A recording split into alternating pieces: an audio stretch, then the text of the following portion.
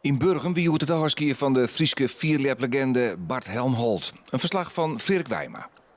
Nog één keer met Bart Helmholt zijn keuzen vertonen in Burgum op de vierlepskans.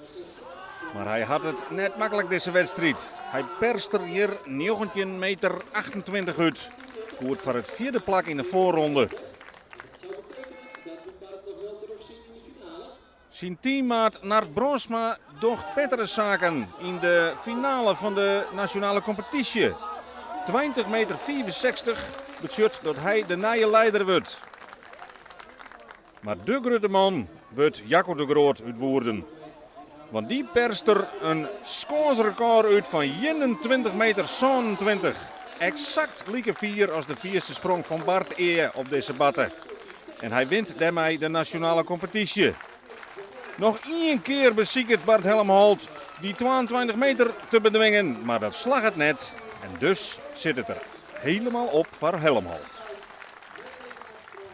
Ja, in die 22 meter wie het echt de allerlaatste kans. En als ik dan zie hoe makkelijk Jacco weer hoe de 21-20 in springt, dan denk ik van ja, ken je het dus wel heel vier. En dan lijkt zelf niks in. En dat is wel gelukkig ik des Barts om daarvan te balen.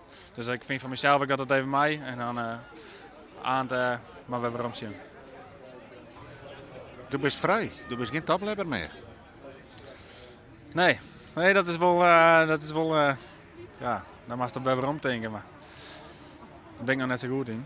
Dus, ja, dat zal misschien morgen of zo wel komen, het besef van nou ja, dat wil je helemaal kleren. Een mooie tijd gewoon.